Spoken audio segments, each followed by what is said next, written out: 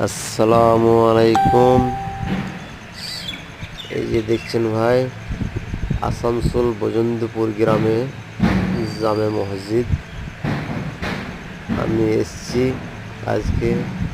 এই যে কাজটা দেখছেন, এখানকারই লোকাল মিস্ত্রি গ্রামের প্লাস্টারটা করেছে।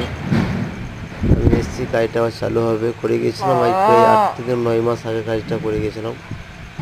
এখন যে দেখছেন পিলারগুলা সব মেহরাব হবে, উপরে প্যারাফিট ডিজাইন হবে। তো ভাই,